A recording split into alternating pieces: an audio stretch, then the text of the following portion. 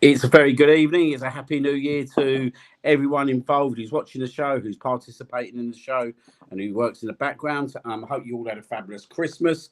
I certainly did. Arsenal won every single game. Everyone else didn't win every single game, which means Arsenal are currently 6 points in the lead at the top of the table. So there's a lot to talk about tonight. We're going to go back to the Crystal Palace game. We're going to look at the Brighton game. We're going to look at the Aston Villa game. We're going to look at the Bournemouth game last Saturday, sorry. And we're going to look ahead to a mouth-watering clash from Thursday night at the Emirates, Arsenal versus Liverpool. And then we got a game against Portsmouth at the weekend in the FA Cup. So there's loads to talk about. But before we start, I'm going to say a big warm welcome to my three fantastic guests. So firstly, good evening, Andy. Good Christmas, mate. Fantastic Christmas, thank you. Yeah, I'm in the XL T-shirts again now for a few weeks, I think. but all good, mate. Yeah, it's a bit nippy at the moment, isn't it? It's bloody freezing, yeah. It is, yeah. I just took my fourth layer off. And Postman Pat's in the house, John Brooks. I bet you're loving the weather at the moment, mate. Yeah, I've still got my shorts on here. Bloody freezing. My poor thighs. But yeah, it is what it is. At least it ain't raining. I mean, it's actually quite a nice sunny day down here today. It's just a bit fresh. And I think one of my nipples might have fallen off. But apart from that, yeah. I'm sure someone would have picked There's up. a thought. Yeah. And good evening to our special guest, George, tonight. How you doing, mate? Yeah, I'm good, mate. Christmas was good. Arsenal won all the games. Like you said, the other teams lost. I got engaged, so it's not bad week. So yeah, thank you. So yeah, she's such a lucky lady. Yeah? Well, I told her that. She was like, "Oh, we've got to choose a date." I went, "I need to check the calendar first." So yeah. But yeah, all good, George? mate. Pardon? Is she a Gooner? She don't really like football, but she there's a bit of a story to this. So her daughter, she's 9 years old. There's only one song that she knows word by word, and it's the Victor Gyökeres song. So make of that what you do. Hey. She ain't tried singing that in choir yet, so we ain't had that phone call yet. But no, but she knows, she checks the scores now. I think probably to see what mood I'm in when I come home. To be honest, yeah. But yeah, so. Brainwashing is not a good trait. Yeah. I know. Congratulations, mate. I'm absolutely over the moon for you both. So yeah, good luck, and look forward to the lead up to what's going to be an incredible time for yourself, mate. So yeah, we'll wish you the absolute very best. Let's get into the game. Let's get into the football, though. Yeah, it's been a long couple of weeks. We're being totally on the show. Like, we did our last show on the Monday just before the Crystal Palace game on the Tuesday, and that's really only 2 weeks, and it tells you how congested this actual Christmas break has been for Arsenal. We had Crystal Palace on the Tuesday night. We're going to just do a quick deep dive into that game. I'm going to go to you first, Andy. Obviously, I was at the game. It was another one of them frustrating nights, wasn't it, where we didn't seem to have much in front of goal that night. It seemed to be a very dull affair. We scored around the 80th-minute mark, and you're thinking, yeah, we've got the job done here. But yet again, another injury time equaliser. And then we had to witness the penalty shootouts, which absolute every penalty apart from one was world class. Yeah, the penalties were the standard of penalties was absolutely outstanding. But yeah, it was a bit of one of them games. It wasn't the best game. It looked like we were going to just run out 1-0 winners and then they go and get that late one. But no, it's good. It's good for the players though to go through them sort of scenarios. You know, getting into them situations where it goes to penalties. So there's nothing wrong with the penalty shootout, especially when you come out as winners. Yeah, I've got to be honest, I like sitting behind that goal. It was very nerve-wracking because every time we put a quality one in, they put a quality one in, and it went to 8 penalties, didn't it? But look, at the end of the day, we prevailed. Obviously, Lacroix, he missed a decisive penalty. And looking ahead, Andy, a London derby against Chelsea, 2 legs. We see what the rivalry was like in November at the Bridge and how they raised their game against us. How are you expecting them 2 legs to kind of pan out? Yeah, I think it's good. I think they'll be colossal, to be honest. I mean, they're going through a big change over there at the moment. So, you know, whoever comes in, you know, they get the new manager bounce possibly. But by the same token, I think we've now got we've got players back now. We seem to have this mentality and ability now just to go and beat whoever's in front of us.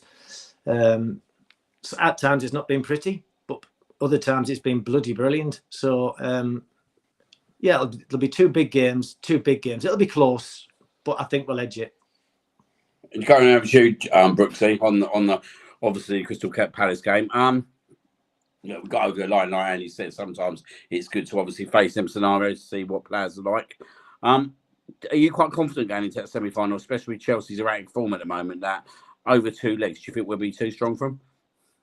Oh yeah. I ain't worried about them. They've got some other muppet coming in charge of them. You know, nothing dodgy to see there. They got shares in Strasbourg, and they're taking their manager. Yeah, I mean, yeah, their first games are there, which is good. Yeah, I'm not worried. I'm just full of confidence, mate. I'm a bit arrogant, if you will. I don't really care. But yeah, I mean, they did well yesterday. They helped us out, but I don't think much of them. Cole Palmer is so overrated. Pedro Neto is so annoying. I mean, they'll probably turn up against us, but we've got such, yeah. It'll be interesting to see what Arteta does. That's the only thing, who he's going to play, because obviously there's certain people not getting a minute at all at the moment. So it'll be very interesting to see how he lines up, and that's the only thing that could undo us, because he's got to be clever with all the games coming up. He's got to, give people the right minutes and rest and rotate. But yeah, if we carry in the way we're going. Yeah, I can't see anything ever about us going through. So no, I think it's going to be. I think the first leg's going to be quite decisive. I'm pretty glad after last year with what happened against Newcastle that our first leg is away from home. Yeah. In terms of that, George, what are you expecting in terms of a lineup next week? Because it's got quite an interesting situation, is it? Because after we get out of this Liverpool game, which has been a congested fixture list, where we probably played pretty much the same team most of the games. I know we had a couple of changes at the weekend. Do you see him rotating? He's going to rotate for the Portsmouth game, obviously. But how do you see the Chelsea game? Do you think he'll put out his best team, or do you think he'll rotate? I think he'll rotate, mate. To be fair, because I think when we was on for the watcher on the other day, I think so. Was said you play your best 11 for that actual game, don't you? So I think you could probably still it'd be a perfect time to hopefully bring Kai Havertz in to give him some minutes. Then you're going to probably see Madueke and probably Martinelli play Norgard, like them players who are not actually getting as much minutes. And I definitely think you see Eze start against Chelsea. Yeah. This is how mad it is, mate. Like you look at the players who we've just named, and that's without mentioning people like Kepa, Ben White, as well, and Skelly. Like, it's not a bad team just for those changes. Well, I don't think he makes like 9 or 10 changes. Like I think he'll definitely make more for the Portsmouth game, obviously. But you might see people like Timber, maybe Timber and Saka getting a rest. I was thinking, do you rest Declan Rice? And then I realised how brilliant he is. So no, you probably don't. He can't be too risky. It's still a semi-final at the end of the day. He's got to be careful. And I think it's a good opportunity if you get through. It's a really good opportunity to win a trophy. Breeds that winning mentality through that squad. Do you know what I mean? Like it's a leap up to going on to win the Premier League and whatever other competitions we go into. But yeah, like I think where we're very lucky, Liam, is that we've now got a fit Gabriel Jesus, Gyökeres, and Kai Havertz on the way back. So you're kind of sport for choice who you start there. Like we saw on the weekend, like you can make 3 subs, bam, bam, bam, and they're probably first teamers. Yeah, no, I do agree, but like all of you, I think there'll definitely be rotation. I don't think there'll be as much as that we'll think there'll be, because actually I think we need to go there with a solid back 4. And I don't think there's really much choice across the back 4 at the moment, if I'm being totally honest. No, Ben will probably come back in, but when you start looking, Skelly potentially come. I don't even know if it's an interesting one where he starts Skelly at Chelsea. Like I just think that it's really a massive opportunity for Arsenal to get silverware on the board. And I can't stress out how much, and I've said it from the day dot, and I think Andy's been a keen advocate on this as well since we've been talking at the start of the season. The League Cup's the first trophy that's won, and it's about getting a trophy through the door to breed confidence. And I think this game at Chelsea has to be treated with the utmost respect that it deserves. And I know Chelsea are not in great form, but they are going to have the new manager coming in. And whether we think he's a bit of a joke or not, they are going to be up for that game because it's Arsenal, it's a London derby, and it's a chance for them to get into a cup final as well. They've had a lot of probably stick over the last few weeks, and they want to obviously prove some people wrong. So I don't think that we can be really too picky about this game. So I think you just make 3 changes or something like that, don't you? Like Eze, I feel like what they're doing with Eze could really benefit. Obviously, Andy will know more, but he hasn't played for over this Christmas period, which he's known for struggling in. And the amount of games he's playing has changed a bit. But imagine being Eze, how pumped he would be for a London derby when he's to prove a point. So I think you have him. Yeah, you'd have him play, and I think that I don't think you can really do much with the back four, really, Liam, like you said, because of the injury. If Mosquera was fit, I could see him playing. But yeah, I think obviously you see Eze and probably Madueke or Martinelli. I think they're probably, to be honest, the only changes he'll probably make. Yeah, I think so. Because I think looking ahead, even more ahead, you look at the Champions League games. I think they're the bigger games where you can actually rest these players at the moment.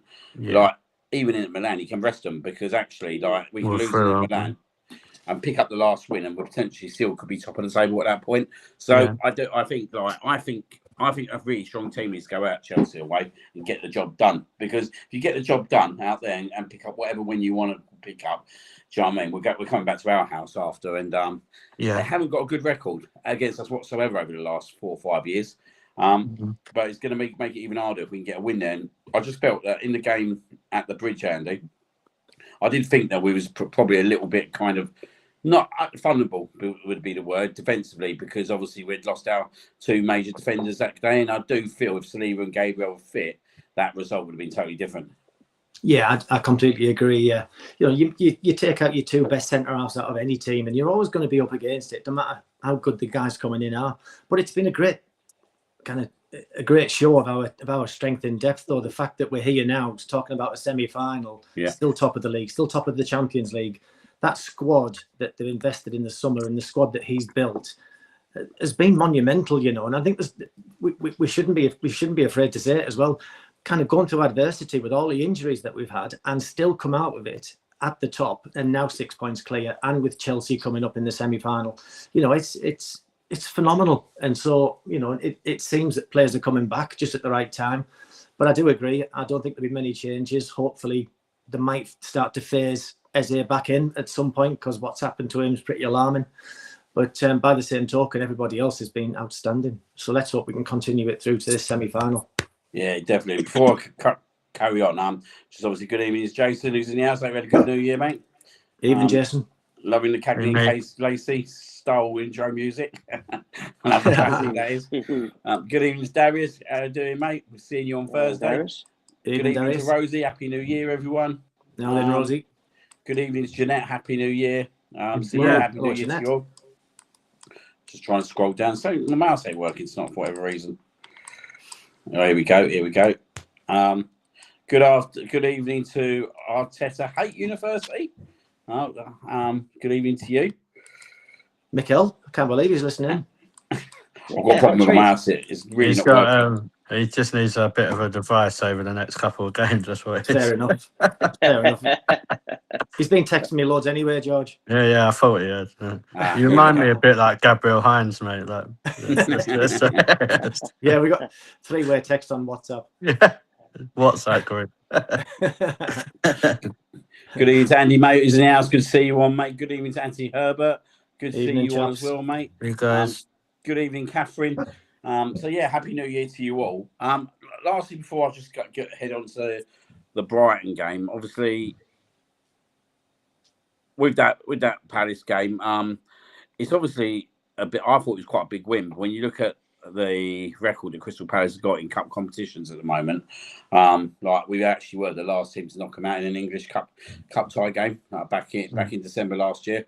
So I do think that it was kind of like I think the problem with that game was that it was based 2 days before Christmas, and I think a lot of people have got a lot more things to worry about than like a game being played at 7:30, 8:45, 9. I mean that in the best possible way, because I do think it's a bit of a ridiculous date to put a cup game on. I understand the reasons why it did, and I think that needs to be reviewed. But I do think that had a mild effect in terms of kind of the performance from both teams. But I think at the end of the day, as I said, like we got through. It was an ugly job done, but the main thing is that we're in the semi-finals, and I think we can look forward to two cracking times in the. I would like our goalkeepers to actually dive the right way on a penalty, though.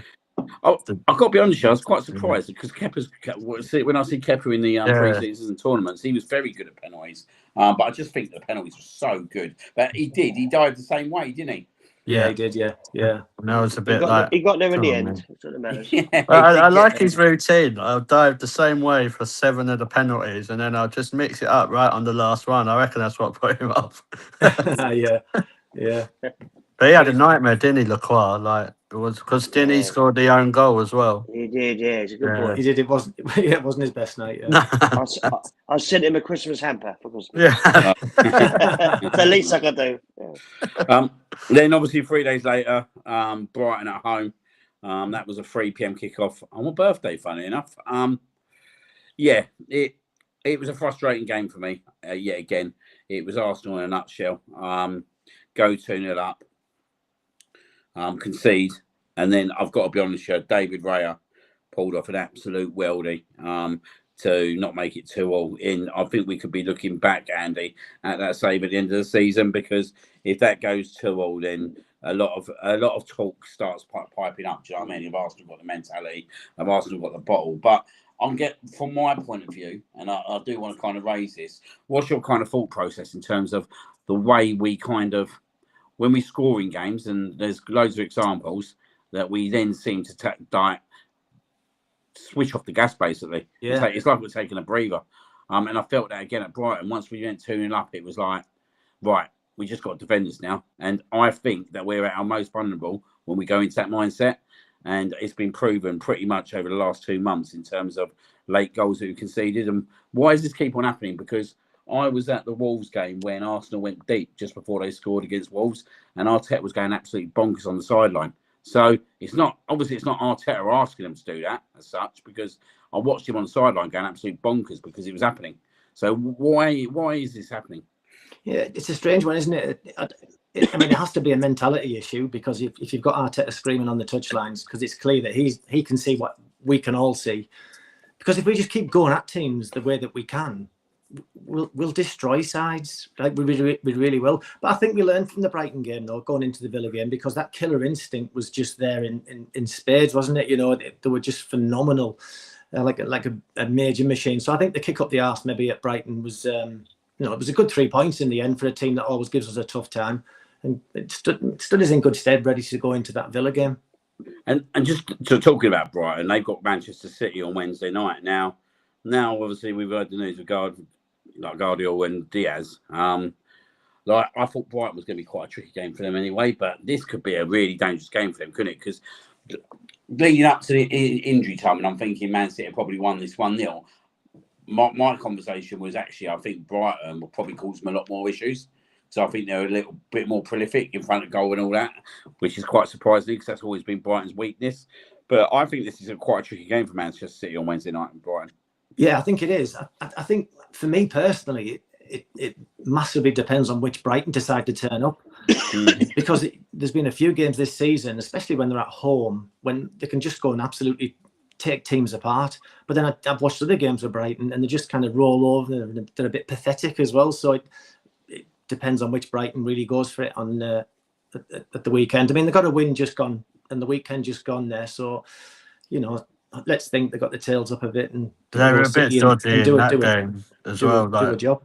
In that Burnley game, they were a bit like they scored really early, and then it was like they'd been watching us. They scored and then sat back. I was like, but Burnley were there for the taking. I do think it depends what Brighton turn up. So I do agree with Andy with that. Do we think so? And do we have to be quite mindful here? We're talking about a load of games, and we're discussing a lot of games that happen over the Christmas break. Are we looking at players that are absolutely on the floor as such, like knackered? Like you're seeing the injuries creep into like Man City's team the other night. There's a lot of games, isn't there, being played?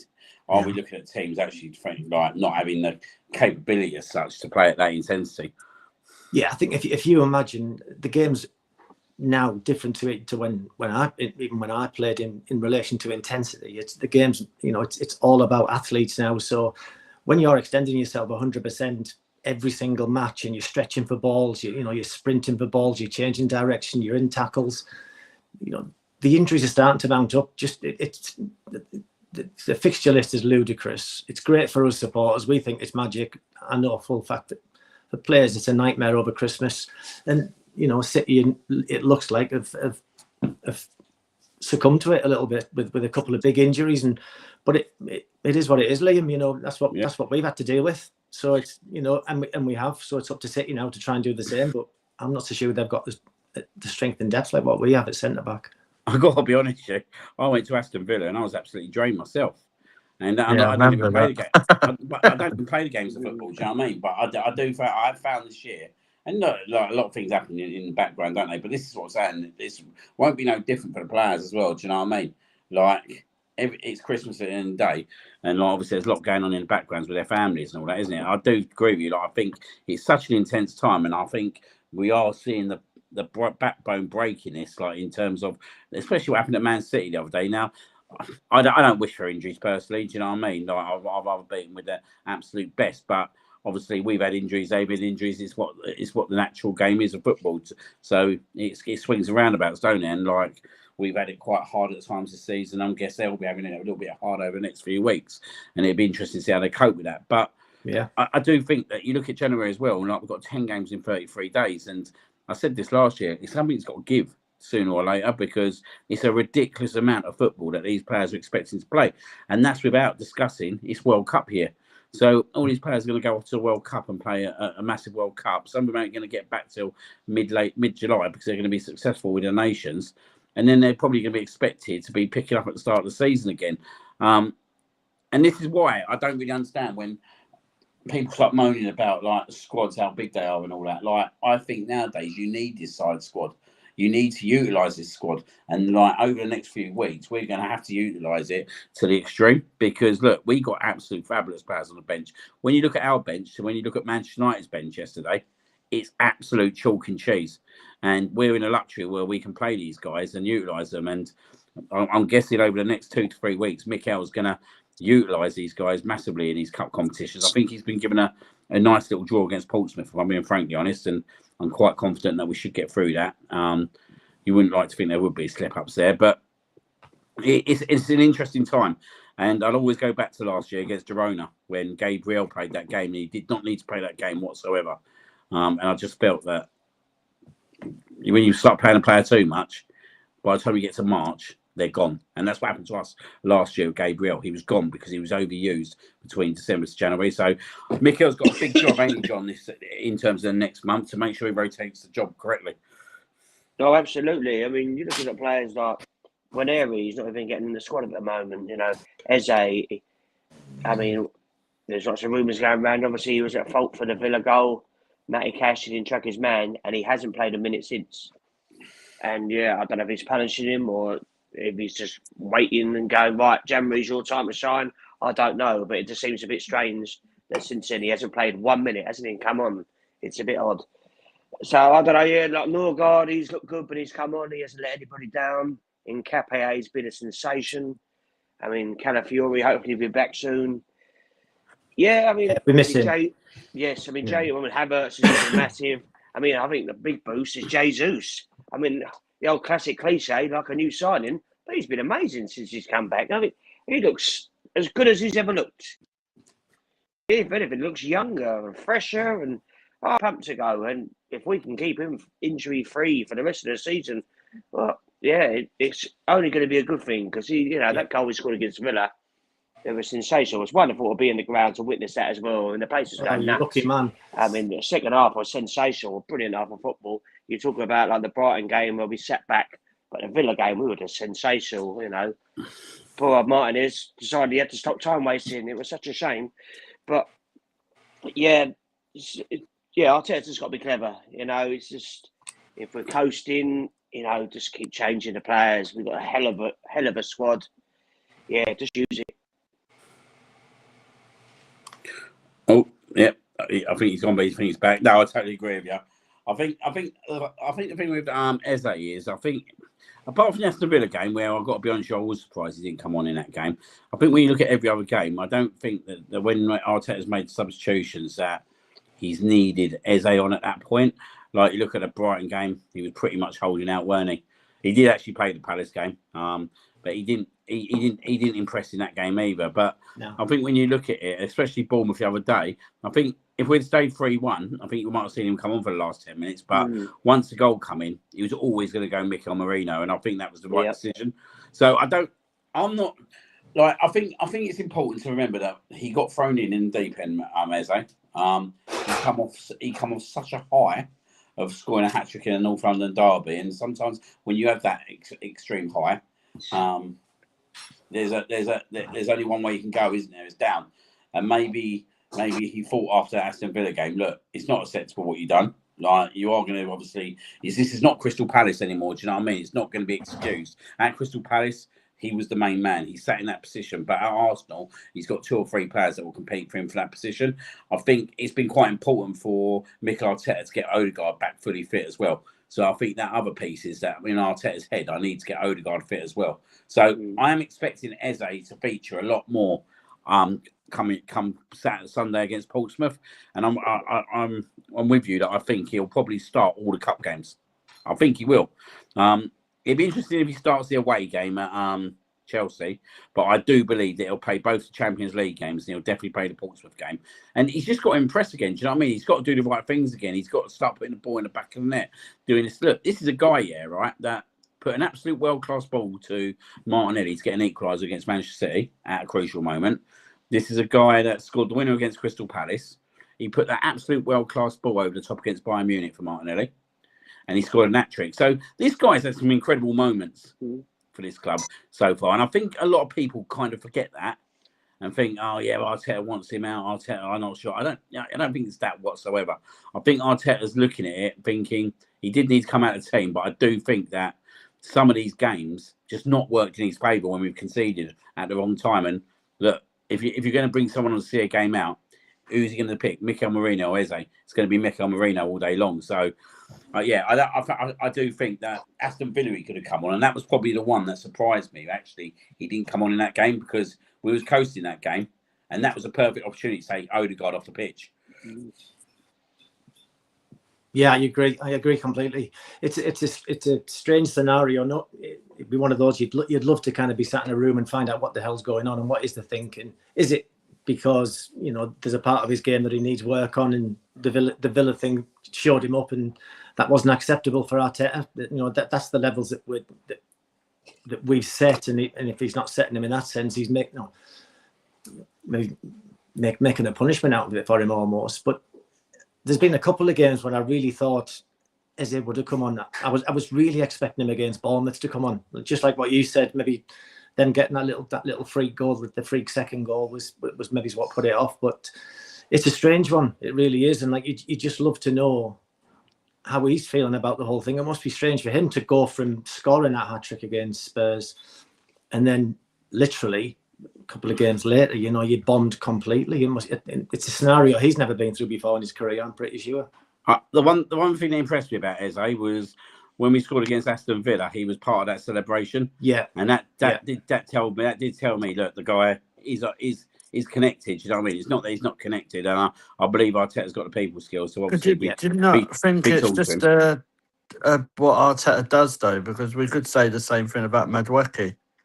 Like, he scored a couple of goals in the Champions League, and then he didn't play for the next 2-3 games.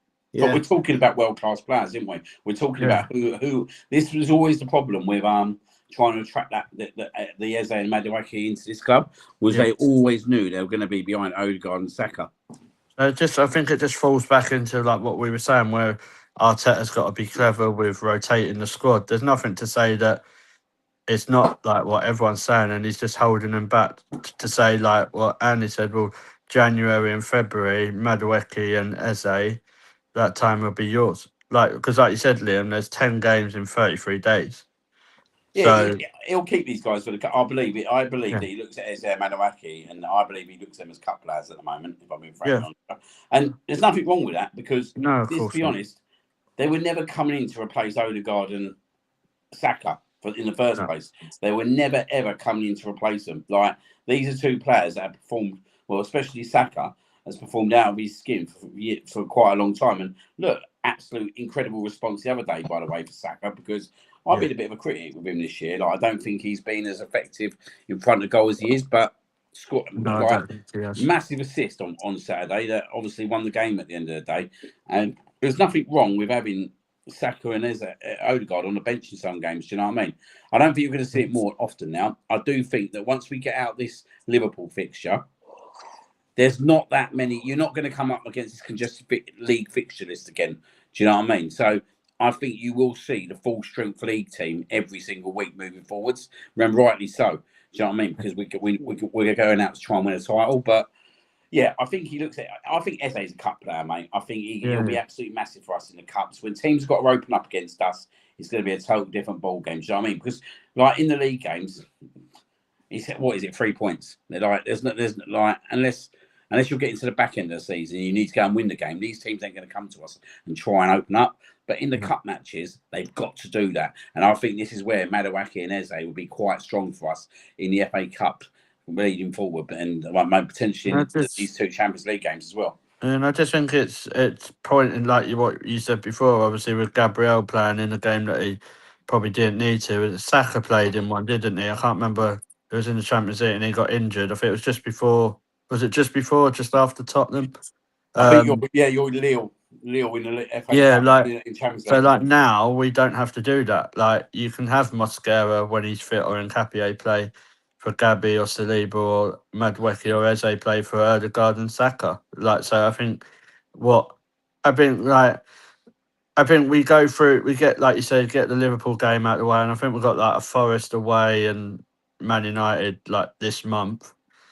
But then even in those games, I could see Madueke and Eze playing in like the games against Forest or Leeds. Like I don't really buy into that. Oh, Arteta's got an issue with them and that, because he needs to. Last season he was criticised for not managing the squad, whereas now you're going to have Madueke and Eze and Havertz as fresh players. I think Quincy Belt's got it right, though. And good evening, mate. Happy New Year. Go on. All I'm hearing is that Liam thinks we're going to win the triple. No, the quadruple. Quad, mate. Greedy. Mate, you know me. I'm not in for just three of it, mate. I want all of it. I'm greedy. Yeah, all of it, mate. I've had enough pain. Just obviously going to go back to you, Andy, on a point of what George was raising. How did you find Madueke on Saturday? Because obviously he got his opportunities, didn't he? I know I want to go back to the Aston Villa game in a minute, but how did you find his performance? Because first half he was electric for the first 20, 30 minutes. I think he's been brilliant all season, I'll be honest with you. I think he's pleasantly surprised everybody, I think, with his capabilities. And at the weekend, he was our most prominent attacker. He actually set the first goal up when he skinned Semenyo down the side. I mean, that was just brilliant. So, you know, for us to know that he's sat there waiting in the wings is phenomenal. There was actually a really good interview with him when he said that, like, he's so happy and he is young and he's still learning, because I think people forget that the way that we play takes massive intelligence, you know. And I think a lot of this to do with the interchanging of players and how we play. You listen to opponents talk about playing against Arsenal. They hate it. They can't do it because of how we're forever changing things around. So perhaps and Madueke are also learning the system as well, you know. And the way to learn it is to sit and watch it from the sidelines sometimes. Yeah. Maybe that's an aspect of it. And then slowly we'll get them sort of back introduced. We've got some massive games coming up. So your Ezes of this world are going to come into their own in them ones, you'd like to think. Anyway, that's what he's been brought in for. Quite interesting, isn't it? I don't think a young Thierry Henry was starting every single game in his first season at the Arsenal. Do you know what I mean? I think it's, and obviously I'm not linking him into Thierry Henry, but what I'm trying to say is like what you said, Andy. That first season, there is a lot of an embedding period going on, and these players are not used to playing against the low blocks either, are they? No. It's a brand new scenario for them. Yeah, completely. And if you think when Eze is at Palace, he is the man that can just roam around the pitch, pick up the ball wherever, go and do it, go and work his magic, and defensively doesn't really need to be that involved. When you come to Arsenal, that completely changes. You're now just one of a number of top players, and you've got to fit into the system as well. I think once we get once we get his buy-in into the system and he understands how it all works, I think we'll see a completely different Eze. I'd like to think we're going to get an absolute superstar coming out the back of this. And a key thing to remember is, and I've got a lot of mates that are Palace fans, as John knows, they're pretty much that Eze goes through these kind of games all season, every season. So it won't be a surprise to Arteta whatsoever, because he'll know all this. But the thing is with Eze, he turns up in the later months. So come March, April, May, I think it'll be a totally different story for Eze. But yeah, I think it's a massive learning curve for him.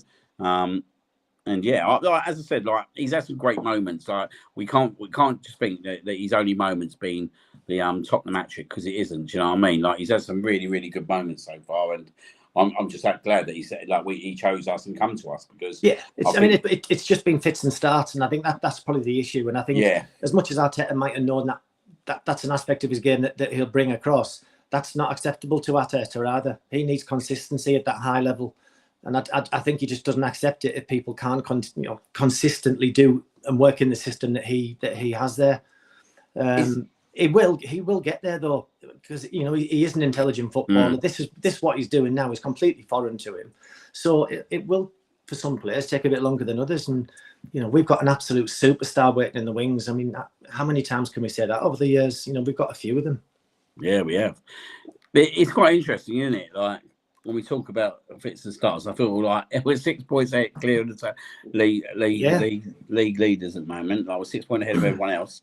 And I don't feel we played anywhere near our potential, if I'm being totally honest. I think you've only seen it in spurts. Like, obviously, we had a good performance against Leeds. We beat them 5-0. The Spurs game was a pleasure to watch. And the Aston Villa game was incredible. But you kind of look outside that, and it's been a grind, isn't it? I feel it's been a grind most of the season. I don't feel we're playing nowhere near our best. No, I think, do you know what? I think the big thing we can't forget is the first 25 minutes against Villa was absolutely appalling. We were texting each other saying, what are we doing? We haven't even started. We don't look like we're ready for it. No. Villa were all over us. They were literally just literally showering us and crowding us out, and we just couldn't do anything about it. And then all of a sudden, it just seems to click, and then once we click into gear, teams can't live with us. We just happened to sustain it for a longer period against Villa and just blew them away. Going into that, talking about that Villa game, I'm going to go to you, John, because you was at the game. Good point raised there, Andy, because I thought we struggled with Onana in the first half, and I've got to be honest, I was so glad to see him go off at half time. Yeah, it was a great result. Yeah, it was a great result, and you definitely tell that affected them massively in the second half. Don't get me wrong, our performance in the second half was absolutely superb, and like we started to see the Arsenal of old. No Declan Rice, don't forget. Yeah, and I felt that like we see the best of Odegaard. I felt that it was his best performance since probably I don't know, a year and a half, 2 years. Yeah, I'll go that far to say. But John, are you feeling that Odegaard's now getting back to his best, or do you feel that there's still some gears to go? Like I know he's obviously been out for a long time, but Arteta's put him straight back in there. He's playing every game. I expect him to play every game because he's the captain, but I feel that we are getting him back to a level where we see him quite a few years ago. No, absolutely, yeah. Villa, I mean, he was superb in the second half. He was conducting everything. That beautiful pass to the second goal. He was having shots. He's so much more confident now because he went for a spell. He wasn't really shooting, and when he does, he wouldn't be doing anything. But now he's really got a taste for it again. He scored the other week, which helped. Yeah, but it was also his challenge that set himself up to go and play the ball through to Zubimendi, and that part of Odegaard we had never seen before. So that was fantastic. Reminded me many years ago when we beat Juventus 2-0 in the Champions League. Knew what he was going to say. Perez did the tackle on Vieira and set us free, and we scored. Yeah, it's just little things like that. Yeah, because I know people criticise Odegaard for not doing this and not doing that, but yeah, it's obviously taken him a while to get over all his fitness issues and that, and now he's fit, and yeah, we're fully reaping the rewards. And again, we can keep him fit. Yeah, we're in safe hands because yeah, he's so good, and he's got his best mate Havertz to come back in the side. Yeah, he loves playing alongside him. He's superb. Lovely little sister. Yeah, he's just a joy to watch. A brilliant player, and yeah, I mean the Villa game was a funny one because the first half was, as you say, a non-event. I mean, Watkins was getting through, and he just won. Villa it was just weird how Villa set up. Really, they didn't really try. It was a funny performance. Emery just come and set them up. Just said, right, don't lose. They didn't try and go for the win. And Arteta must have kicked them up the arse half time because they come straight away, flying out of the blocks. I said, fighting the tackles. And yeah, we just blew them away. And it was superb. I mean, we could have scored a 5 or 6, really. It was brilliant. It's just annoying they scored at the end, really. That was the only annoying thing. Yeah, it was, yeah. Would have been really picky because they didn't really deserve a goal. But no, it was good. It just set out a statement of intent. And our home form has been incredible. It's brilliant. It is a fortress, exactly, and that's what it should be. Yeah, I don't know, we're drawn back points for Man City, and you look at the home games coming up, and we should be beating all the teams that come in. Liverpool and United, we should be battering both of them. I mean, Liverpool got half a team missing. I mean, there's no excuses whatsoever. Come Thursday, I don't care. We should go out and if we can do what we're doing. Yeah, it could be a lovely night. It was really good, actually. Did you see the interview with Declan Rice after the match? And he was talking about. They asked him if he was going to watch the Chelsea City game, and he said, "Yes, yeah, I did see that." He said, "If I get round to it, I'm busy." But he said, "Ultimately, all I'm focused on is us, because ultimately, right now, it doesn't matter what the hell goes on elsewhere. It doesn't matter what noises are being made. It's just about what we do." And so now it's full focus. You what? He definitely watched it. He was celebrating with the rest of us.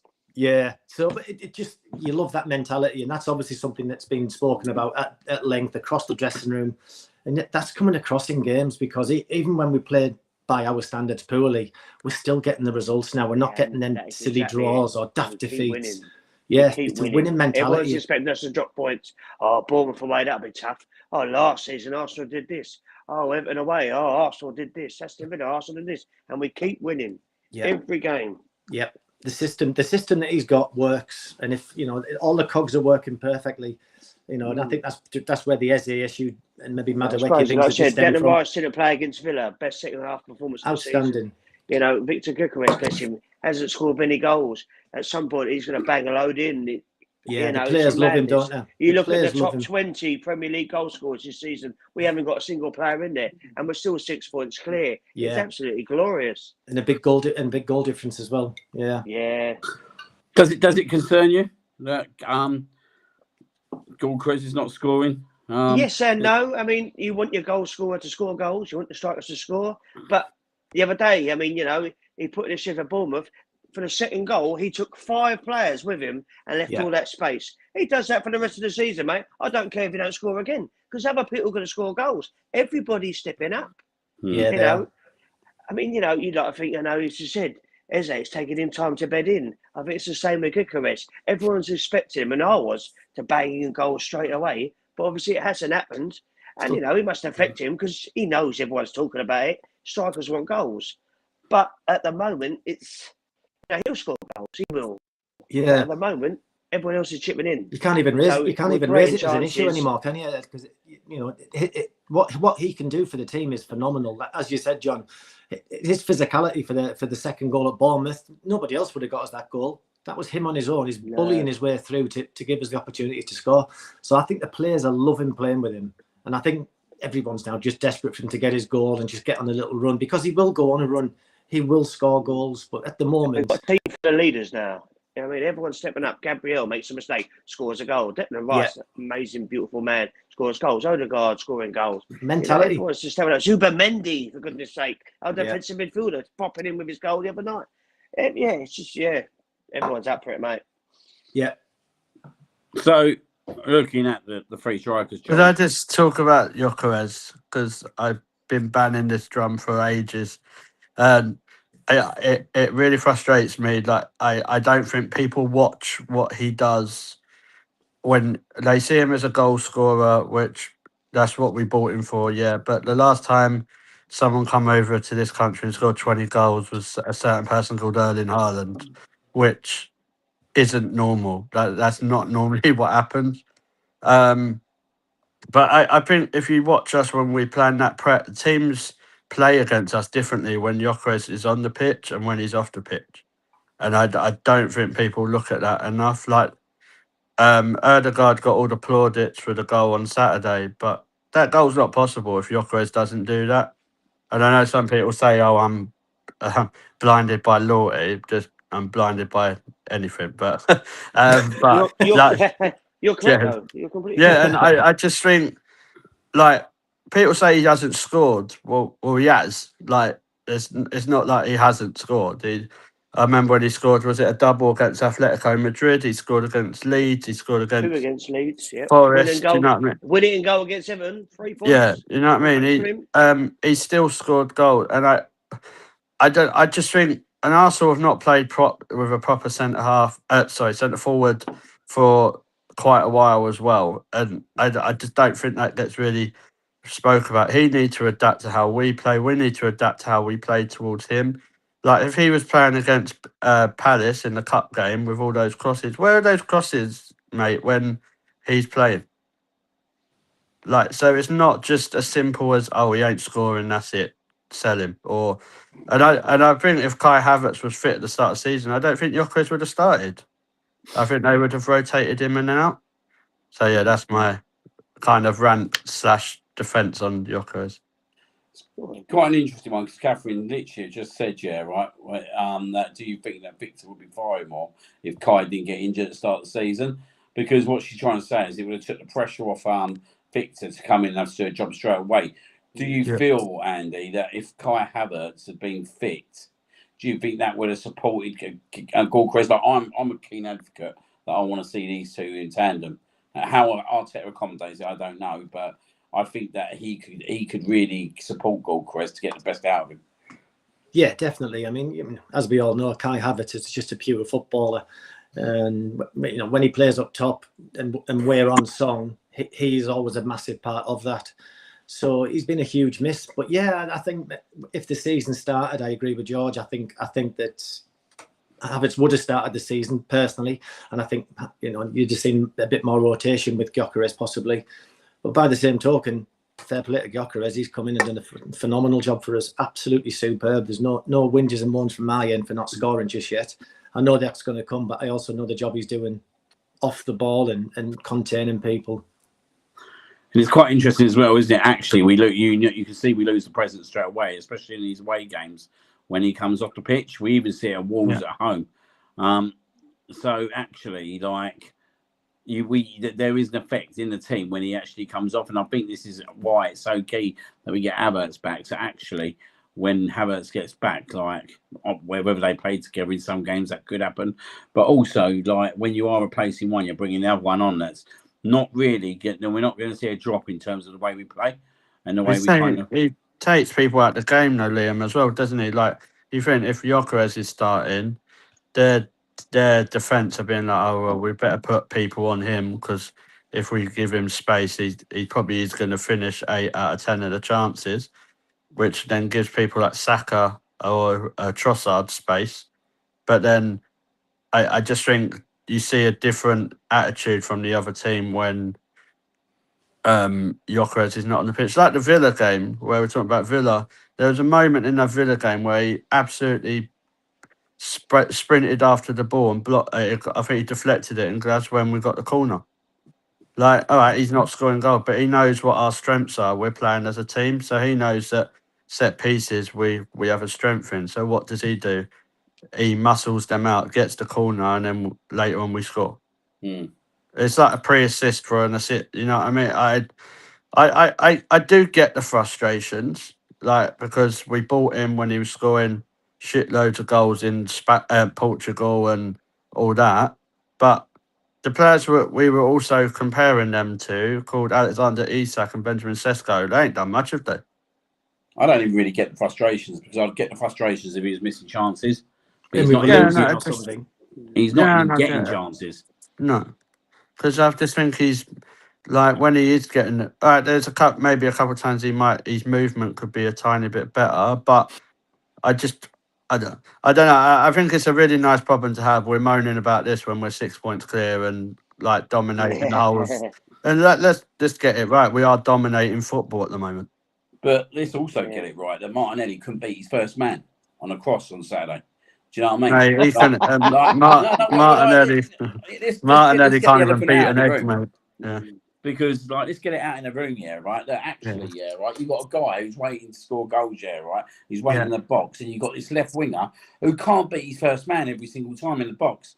Like every cross was cleared by the first man, and if I'm frustrated watching that, he must be absolutely peeved that he's doing all this running, all this dog work, all this leg work, and actually his winger can't get it in. And let's be honest, no one's put anything on his plate. Like for the first time against Aston Villa, I started seeing opportunities given to him. Now, look, the first header he could have done better. If we're being totally honest, I thought he was really unfortunate with the second header because any other game that could have flown into the top corner.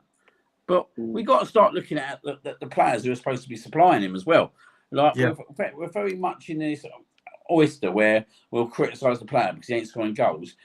Like, but my concern is that I watched him. Right, I tell you what, right, against Aston Villa, I got in the stadium early. Obviously, I'm in the North Bank. Every single shot he hit, and I'm telling you, every single shot, back of the net, and clinically back in the net. Right, and I was sitting there thinking, this guy can finish. Do you know what I mean? This guy has got it. You know what I mean? I don't think he's being supported enough, if I'm being frankly honest at times. And that even goes to players like Bukayo Saka. The lot of them, they need to do better themselves as well to get this guy in chances. Like, why did we wait to the 94th minute against Wolves to whack across in the box? Which was ironically scored by Wolves' own player, but it was the first time in the whole night that we whacked across into the box. Do you know what I mean? So my frustration probably is more not with Gyökeres, but it's probably with our wingers as well. Martinelli on Saturday for me was absolutely diarrhea. And I'm sorry, he might be people's cup of tea. People will probably know right now he's not my cup of tea. But this guy is not improving whatsoever, and he gets opportunity. This is what I don't get. He gets opportunity after opportunity after opportunity. The only reason in my head that he still plays games is because he tracks back. He works the system. He plays the system, yeah.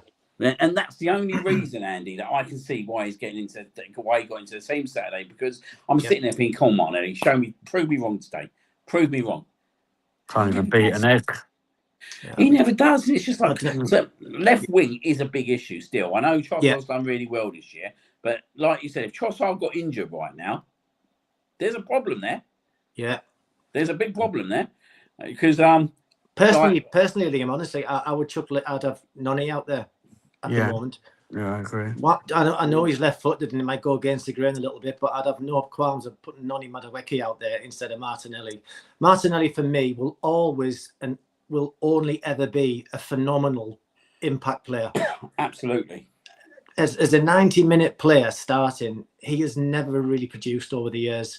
But coming off the bench with that energy level of his and that pace, he frightens teams to death. And I think he'll only ever be a brilliant impact player, personally. And I think something needs to happen on that left-hand side, which is why I was amazed Eze didn't get that start at the weekend. I really thought he'd have got in. Rest Trossard, and I thought Eze will be a shoe-in. You know, that's a great way to put him in, but went with Martinelli. I wouldn't mind a certain Morgan Rogers in the summer for that left-hand side. Yes, please. Yeah, it costs probably about 150 million. We made him look very average. Never not. That's all down to how good we were, to be fair. But I just think Martinelli's fourth choice winger for me, at least on the left. Like I would put Nomi, Trossard, and Eze ahead of him, like on a 90-minute game. And I know we say it as an impact player as well, but it's like we were saying the other day, Liam. When was the last time he had a proper performance? It's all moments as well. It's not a 90. It's not a 50, 60-minute performance. I can't remember the last one, but obviously the moments he's done, the Real Madrid goal, a moment, the Chelsea goal, a moment. Do you know what, George? Some players are made to play like that, made for the big moments. He plays to their strengths, to give him his due, is always there in the big moments. Yeah, you know, and that in itself is a phenomenal. That's what I mean. Maybe if they play to his strengths, then maybe you'll get the best out of him. I just don't think I think he frustrates a lot of people when they see him start a game and he's not doing what probably we all think he should. But if you're bringing him on the last 10, 15, 20 minutes, and well, we've seen what he can do. So I just think you play to his strengths. Like we say about other people, you play to their strengths. But I don't know. Martinelli just frustrates me sometimes. Yeah, as we said, I think the left wing role will be a role, especially at the end of the season, that will need to be activated in terms of the next steps, because obviously Trossard, 31, you can't expect him to go on forever. Do you know what I mean?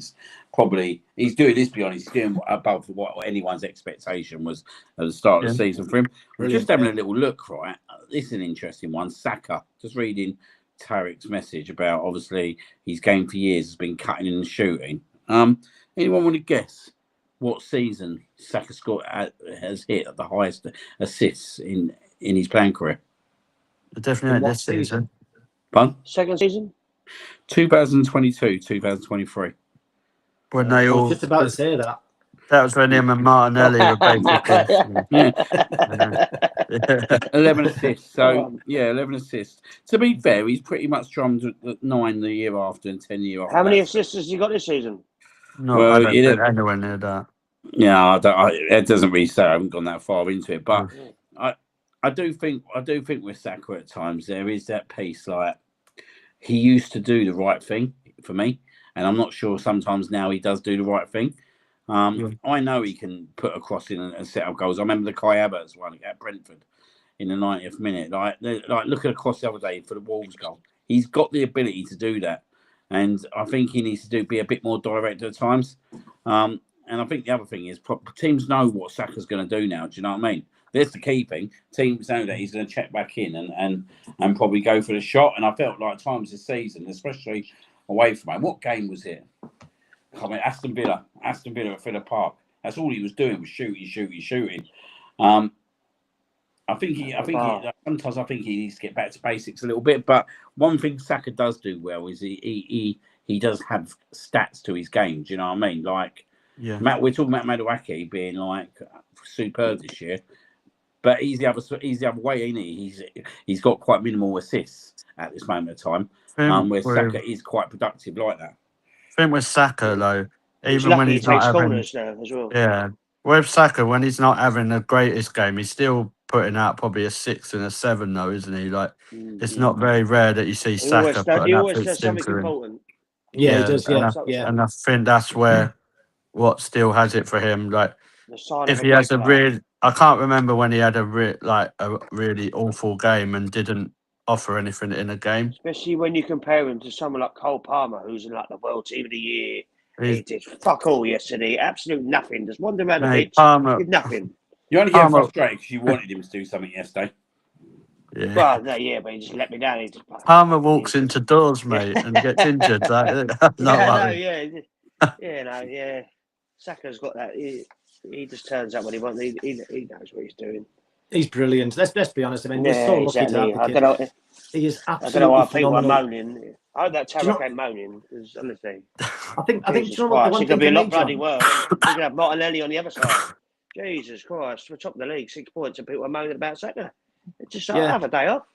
Have a day off. He's been brilliant. I think for me sometimes the thing with Saka at times is when he gets injured or he gets taken down and he doesn't get the free kick, he can spend ages getting back on his feet when when the game's still going.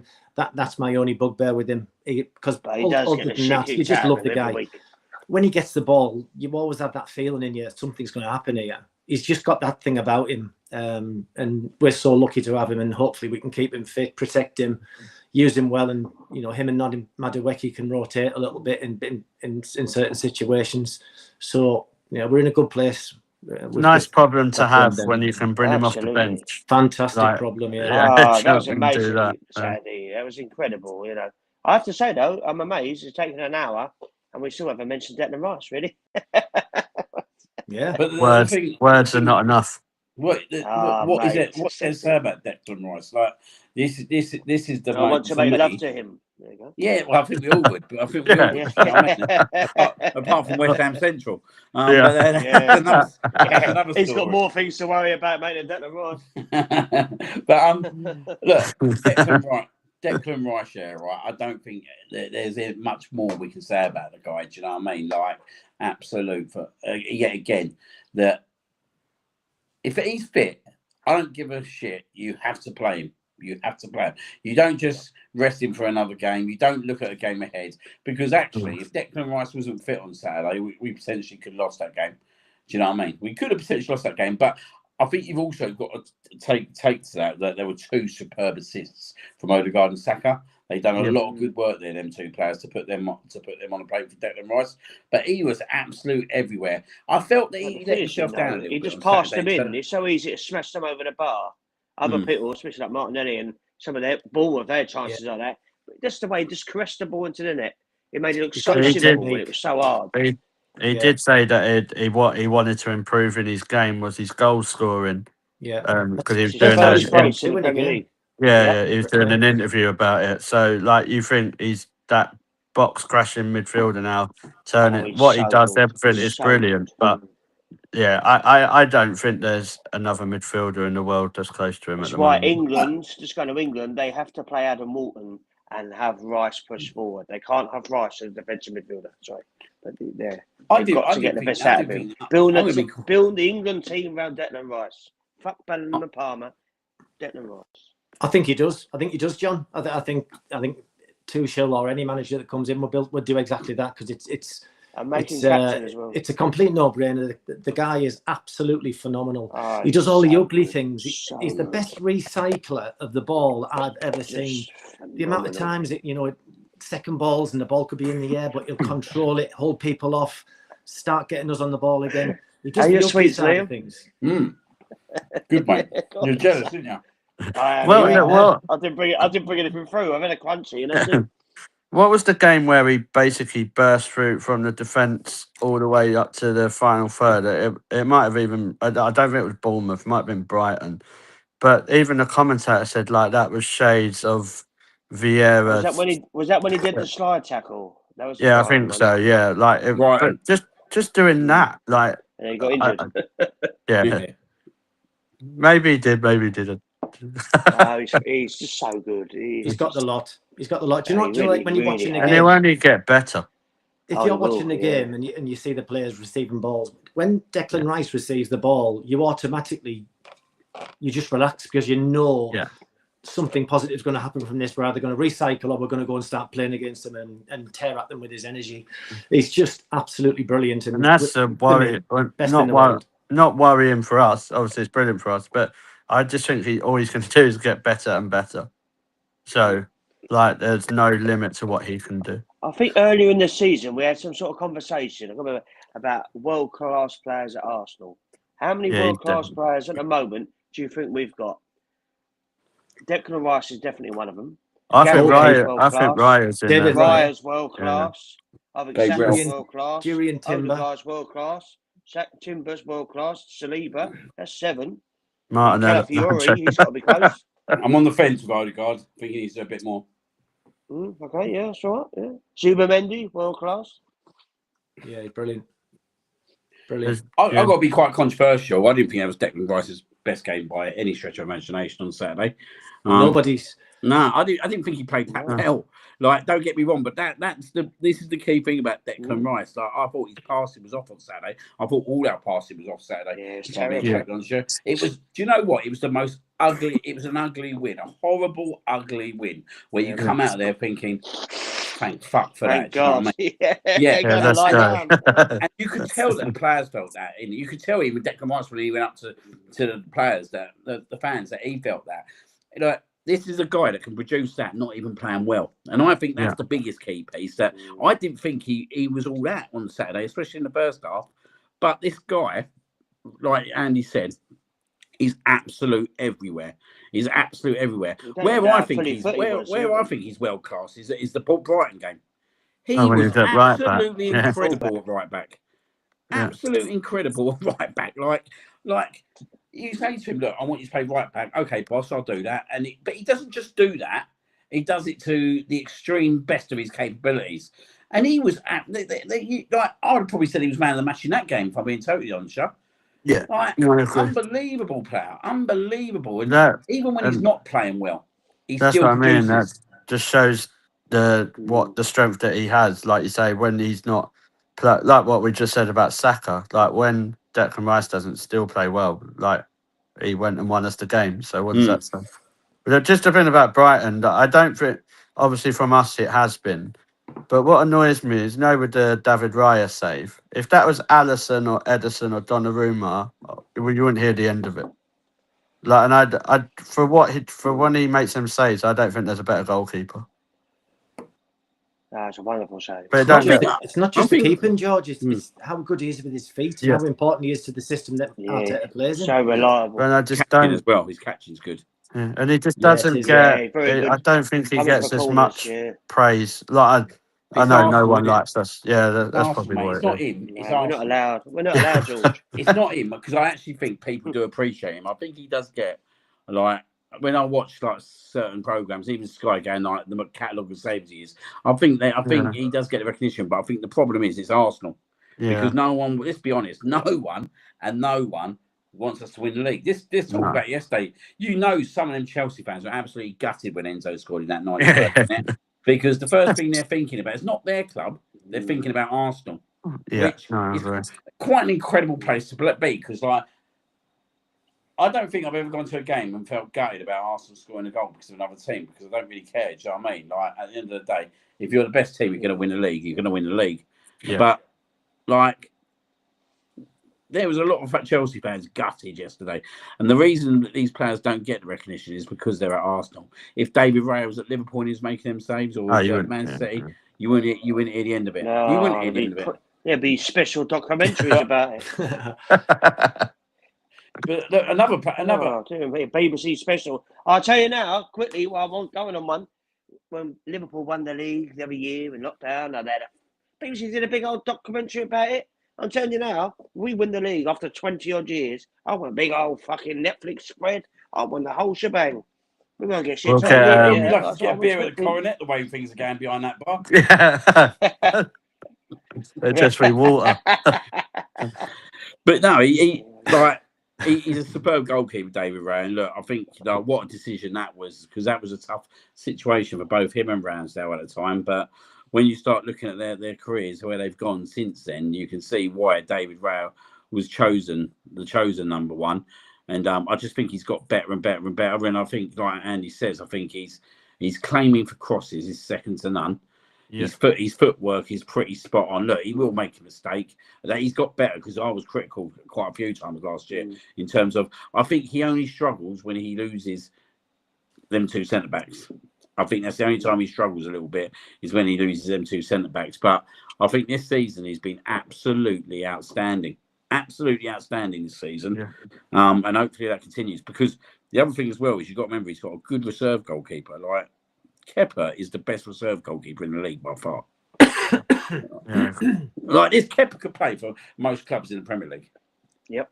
Well, he's a Bournemouth legend, isn't he? Right. But he'd be getting pushed by Kepa every day as well. Do you know what I mean? They probably got a good relationship with the Spanish and everything. So you've probably got that brilliant connection now in terms of goalkeeping the hub, and that probably helps.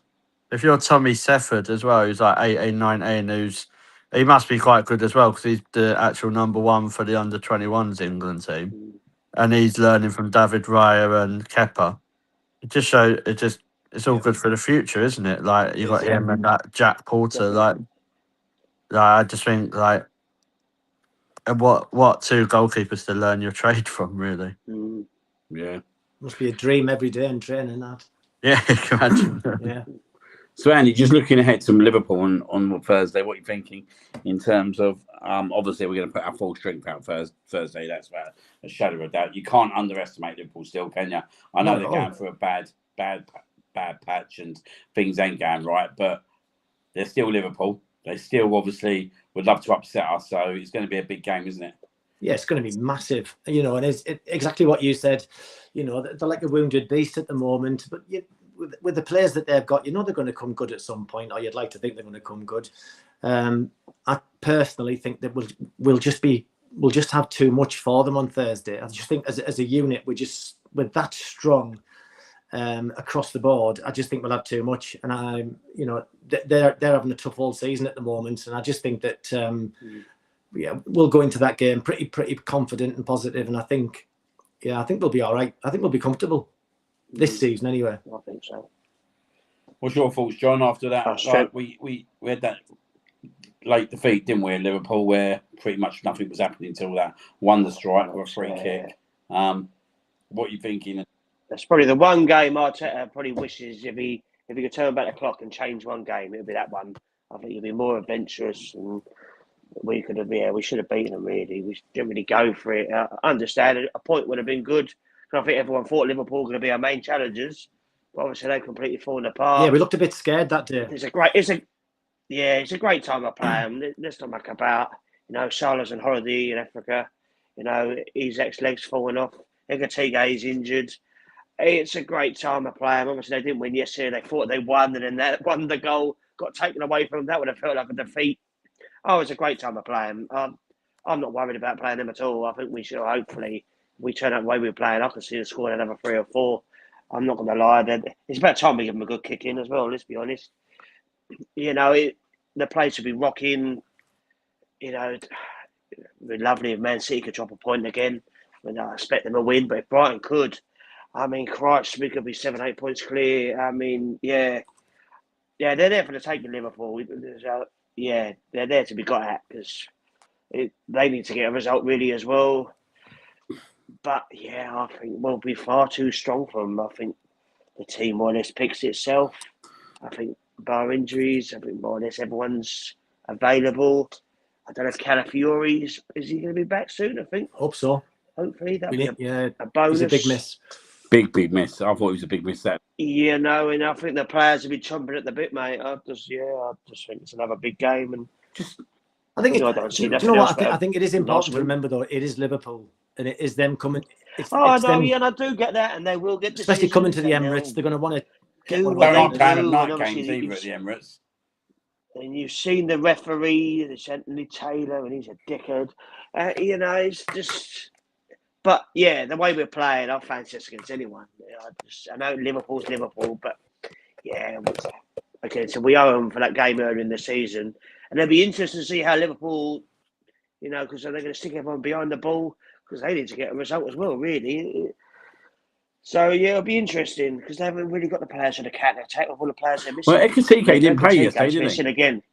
No, he was injured. It's annoying. To be fair though, Salah could be back. No, he won't be because Egypt won. Did they win? So, okay. Yep, they beat Benin. Right, that's even better. He's still there. That's what we like to do. That's a shame. Yeah, well done, El Mene. Yeah, so that's good then. Yeah, I mean, Verts is starting to look good. I mean, he's lucky yesterday he was offside, but yeah, they've got good players. But I fancy our chances. Just the squad, just the people coming off the bench. It was like the Villa game. You looked at their bench. And they didn't have nothing to come on, bless them. And we just, the quality we got on the bench at the moment, that's what's going to win us the league. It's the strength and depth. And we've been saying this for years. But just the players we're bringing on. It's like I said, Saka the other day.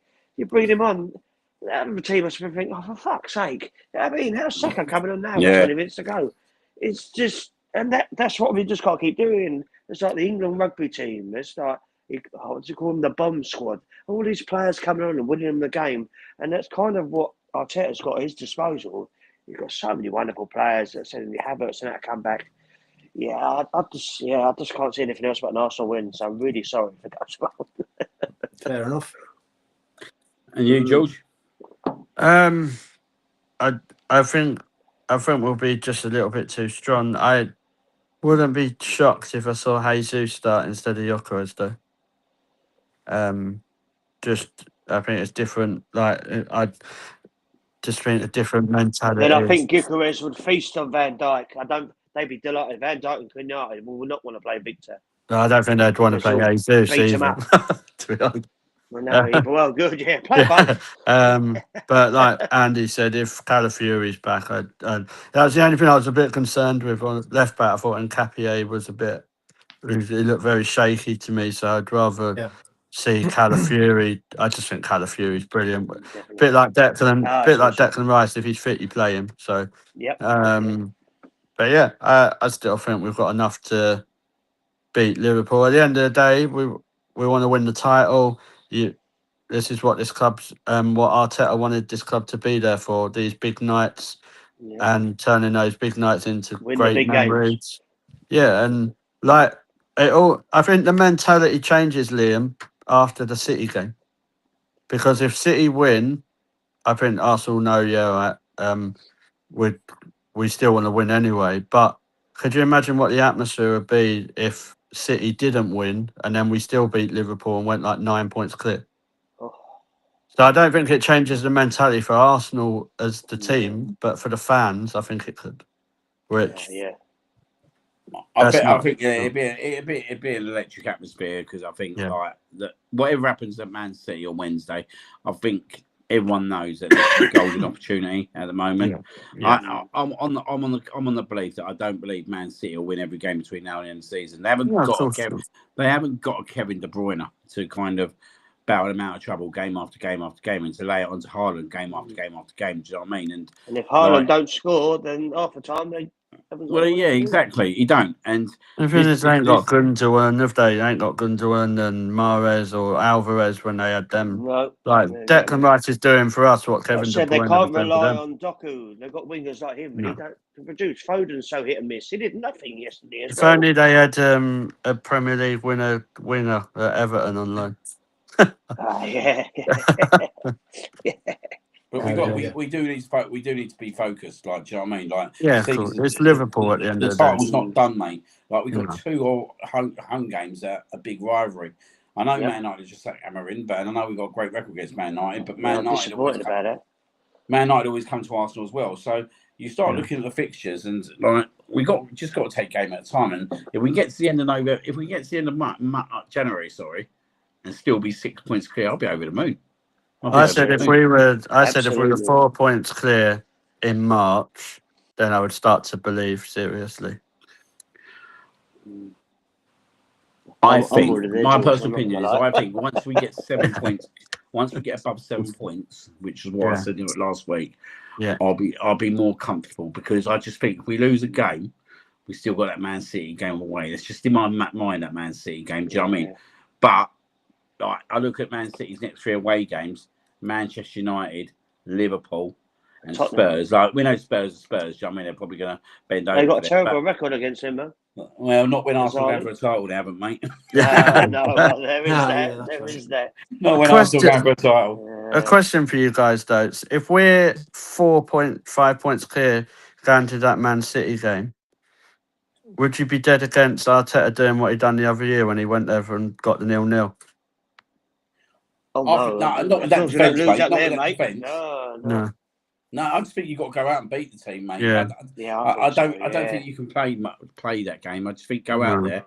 Like I think they're beatable. 4 months away, innit? 3-4 months. If we go out there and score early on, mate, they'll collapse. Yeah. Like they were on the brink last year. Let's be honest, right? When Gabriel scored that header before Trossard got sent off, that game was ending 3 or 4-1 at half time. Easily. Do you know what I mean? So you go there and you go there to kill them. Like look what Liverpool did last year. They went there, they killed them, they ended the title race basically with us and the Man City at the same time. That's what we need to do. Just go there, make the statement. Because if you come out there with a win, right, you've won. Pretty much at that point, you've won the league, ain't you? Yeah. And it's the only way to look at it. Get the fucking league done and dusted. Like, I don't want to go there holding a 0-0. Like, we hold a 0-0, then that's fair enough. But I think we're too good for that, and I don't think their defence at the moment. I just don't want the stress. It depends on their signing, don't it? But I don't believe their defence is good enough to maintain us in a whole game. The problem is, before they sign them, if they drop points at Brighton, we beat Liverpool, and then Do you know what I mean? That's what We'll be 8, 9 they points draw, they already. draw and we win. We're 8 points clear, mate. And then you just yeah. keep winning it. You just have to, like you said, Liam, you just have to keep winning your games. And it's just game by game. Like you do the Liverpool game, then you do the Portsmouth game, then you do the Chelsea game, and then whoever's after that. Like it's, it'll Every be game's over hard in before this we league. know it. Every game's hard in this league. Yeah. Like this bit, that's the one thing I'd say. Every game's hard in this league. Just ask West Ham. Yeah. But you know what I mean? Like, even down to them, though, you know what I mean? I know we've Yeah. smashed them there the last few years, but we go there right at the back end of the season. Do you know what I mean? Like, they're clubs that love to fucking upset us. Like, every team want to upset us. Do you know what I mean? So we just got to be on it. Do you know what I mean? We just got to be focused. We just got to be on it. And they've just spent 50 million on a new strike force. So do you know what I mean? They're not going to be the West Ham that are getting battered every week. So I said they'll go down anyway. Oh, they are, mate. Yeah. I Yeah, was they going don't to say look good that, for- mate, to be honest. They're so bad. Well, that's pretty much it for tonight. Obviously, Cool. we'll do our score prediction for the Liverpool and the Portsmouth games. I'm going to go with you first, Andy. What are you going for both games, mate? Liverpool 3-0. Lovely. Portsmouth won't be as easy as what we think. You know, Fratton Park's a crap pitch, tight ground, noisy place, dying for an upset. But we'll win 4-0. You played on it. 3-0. Yeah, I'll play Fratton Park. Yeah, it's a shithole. Yeah, it really is. Yeah, That's it's why I horrible. said it. It's horrible. But they do make a lot of noise, and they can make it a tough place to go. But we should really go there with the second team and beat that. Yeah, really. So 3-0 Liverpool, 0-4 Portsmouth. George? I'm going to go 3-1 against Liverpool. And a bit like what Andy said, like Portsmouth, because there's going to be a lot of changes. So probably just 3-0 against Portsmouth. Yes, I'll take Bowen all day long. You're going to sit on the bench. Bowie's a good player, mate. I can't believe he's Yeah, still I'll there. take him. I'll take him all day long. No, he's an idiot. He's scared of Danny Dyer, isn't he? Danny Dyer said he can leave, apparently. Well, he obviously come wants on, to leave. If Danny Dyer says he can leave, do you know what I mean? Yeah. He didn't say whether it's in a box or He anything. wants to but- go. If he wants to go to the World Cup, mate, he needs to get out of there. It's rubbish. Yeah. And what about you, John? Well, I think we're going to beat Liverpool 5-1. I knew he was doing it. Yeah. I knew he was doing it. I'm hungry. Yeah, I think we're going to smash them. Mate, you need some sweets. Yeah, no. But then What was in that bizarrely, I'm crunchy bar you've just been eating? more worried about the Portsmouth game than I am Liverpool. I'll Because be I've out. seen No, this I'm all- not worried about that. No, I mean, I'm not sure it's going to go on because he got called off yesterday. He had a frozen pitch, even though he got under soil heating when they went out. So, he might not even go on. But B, I will win about 3-1. But I can see them scoring, everyone getting excited. Because I don't know what team he's going to put out. But now, just imagine the cup, mate. I can see it. No, Brooksy's got his fishing rod out. We're still going to win. But yeah, you must we're have gonna something smash out, mate. I Liverpool. tell you, with them folks. Yeah, it will be out in May, mate. Don't worry about that. It's so bad. It'll be a whole different ball game there, mate. I wouldn't have nothing of it. But yeah, Liverpool. John's on about his pink suit. If you didn't know, that's what he's on about. Yeah. Something else begin with a P. But anyway, I'll Liam, what do you ask, think? I'll ask someone else to guide me that day. That's fine. Definitely, George. Oh, mate. That's off the ball. Well, I'm going to go for a 2-0 Arsenal against Liverpool. Lovely. And I'm going to go for. I'm not letting this is John's crap out of Portsmouth. 3-0. I'm going to go 3-0 because I think we're playing second team. No, I'm going to go 4-0. I'm going to go 4-0. I think our second team's very good as well. So yeah, I wouldn't be dead against seeing the young 15, 16-year-old kid at centre half. Give him a go against Portsmouth. Why not? Ooh, nah. Now we might be conceding. You know what, though, guys? I tell you what. This is what I don't be mean. This is what surprised, I though. mean. Don't be surprised if Arteta goes out fairly strong in that game as well, you know, because I think there's a mentality in that club that he just wants to win everything. Yeah. That's absolutely fine with me. Yeah. Mate, as long as he plays the strong team at Chelsea, then I'm happy. Oh, it'll be a strong one. I'll take 2 shitty 1-0 wins. Just keep winning. Don't matter. Yeah, exactly. The Red Action Gooners on X, best tweet I read last night. Did you see it? Thanks, Chelsea. Now fuck off. Yeah. Send the show now, Liam. Just end the show now. That was the best tweet of the weekend by far. I will say, like, credit to Red Action Gooner, because there's been a lot of people trying to scam other people for tickets this week, Oh, I see that, and he's been really, really on it with that. So I know It's sad not how many many- people actually it's fall for yeah, it as well. it is sad, but I just think a lot of credit to him and Red Action Gooner for doing that, because it's probably saved quite a few people actually getting really burnt. I don't know how people are still trusting people on X, so do you know what I mean? Especially when their account's been created somewhere. They're so blatant as well. You can see clearly that they're scammers. All you got to do is scroll down their feed, and you just know straight away. Yeah, and the train travel doesn't go that far, so just that where their accounts are from. The last one, and I'm going to agree with Jason there. 15 times FA Cup winner sounds brilliant. Yeah. I'll tell you what sounds even better: quadruple champions. And then we can win the World Club Championship. Yeah, long way to go. Will be Twists and turns, yeah. exactly. Even Andy will be naked for that show. We have to do it at midnight. We'll all be naked. So. I've got to get your thoughts though, Andy. No, Last just do it thing 6 tonight, o'clock. obviously Amarin's been sacked from Manchester United. What's your thoughts around that? Oh, I can't believe it. I'll be honest. They're almost. I thought he should have It's almost kind of become, the club's become laughable. I mean, how are they supposed to create a structure in an environment? He's got rid of the bad eggs. He's seen Rashford's gone, Sancho's gone. Seems to be doing all right. I think their strongest 11 is actually not a bad 11 now, you know. But they've decided to move on, so someone else is going to come in, new ideas, or want new players and new. Southgate. It's just, it's just. You think? Is that Yeah, you think, Do George? you know what, Liam? I think no one else out there. I just don't know who's we've going led to the way. You know, the way they've stuck with Arteta, and you know, when it was tough at one point, we were really struggling, but they stuck by them because ultimately, at the end, they could see the vision. Some clubs have got to take a plunge and stay with someone and do the same thing, because just chopping and changing. Imagine if they end up with Rooney. Rooney. When they said it went to Darren Fletcher, well, what? Not the one off TNT. I forgot. Yeah, the that's other. what I thought. Well, I Yeah, wish it I was thought him. Forest I wish fan. it was him, so I won't have to listen to him ever again. He's better than Don Goodman. John Bloody Goodman. Yeah, Well, we'll give I a shout reckon- out to Tom Goodman. Yeah, I reckon Southgate could be in the running. He's for still United. crying down at Bournemouth, hoping for them to score. I've got to be honest, I'm going to finish this one up, but I'm going to be honest about Manchester United. I'm absolutely gobsmacked that they've sacked him.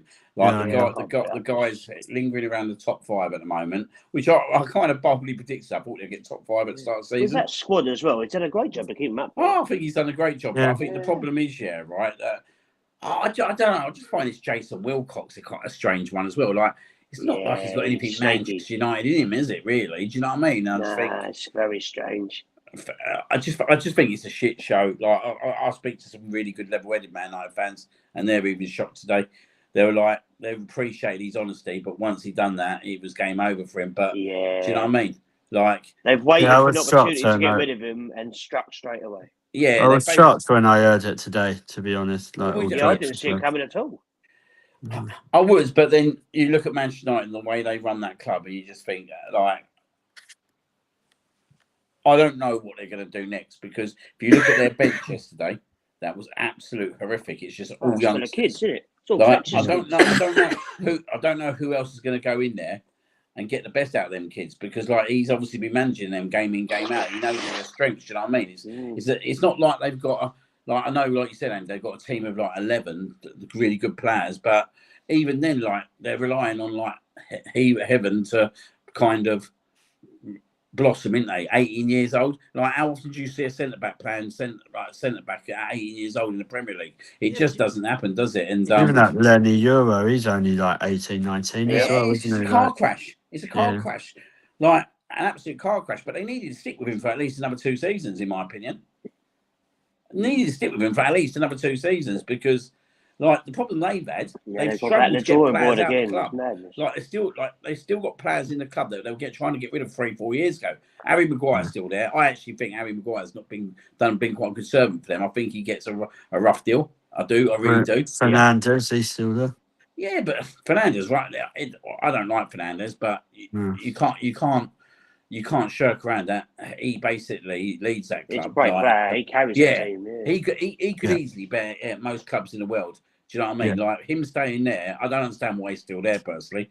And that's not because of his attitude. That's because I actually think he's a terrific player who could go and play for one of the bigger clubs. All right. Would you take him at Arsenal? No. Would I take him at Arsenal? No, no way. I'm not having that rat at Arsenal. But do you know what? He would score loads of goals. He would score goals. He would score goals. He's brilliant. He's a good player. It's just, I just don't like Loathsome. He's a loathsome. I know what you mean, George. I know what you mean. Oh, wait a minute. Last one of the night. We'll keep saying last one of the night. Here we go, Rosie. What was that? The special mention to Rangers' performance at the weekend. I'm not congratulating Rangers being an absolute car crash in terms of a manager that's been sacked and they've now gone back and installed Martin O'Neill. I've been more worried, Rosie, now they got Martin O'Neill back. I just find it funny how Rangers fans give it, and when they beat Celtic in the Old Firm derby when it's a mid-table. Maybe focus about Hearts being better. Exactly. You know what I mean? So. But I just if they kept Martin O'Neill from the get-go, Celtic would be top of the league now, and they'd have won the league cup. Yes. Yeah. They would have done. They would have done. Yeah, definitely. There's no doubt about it. No doubt about it. On that note. well done to Martin O'Neill. He's back in reigning now. So what's he been there for? Like 2 months? He was there 2 months. 33 days. No way. 33 days. 33 days he was there. Nancy should have stuck to Oliver Twist. Can you imagine that being your club? Yeah. Russ Moore said he'd rather have Ivan Toney. Yeah. I would rather have Ivan Toney. Yeah, he's I think absolute car crash Celtic. But yeah, they're probably still going to win the league now, won't they? But it will be such a Celtic thing to do, wouldn't it? Anyway, we're shooting. Thank you very much, Andy. Thank you very much, and I'll see you guys next week. Yeah, absolutely. Hopefully, we'll be celebrating another league and cup win. Bloody hope so. Yeah, possibly depressing show. Obviously, Johnny Brooks, Gooner. Good to see you on, mate. Thank you very much. Always a pleasure, sexy bum. And George, thank you very much for coming on tonight. No worries, mate. Thanks for having me back on, guys. Absolute pleasure. And thank you very much, guys, George. We'll see you all next week. This obviously hope for up the Brighton, up the Arsenal, and hopefully we'll be even further ahead by the time we get talking next week. Good night. Good night.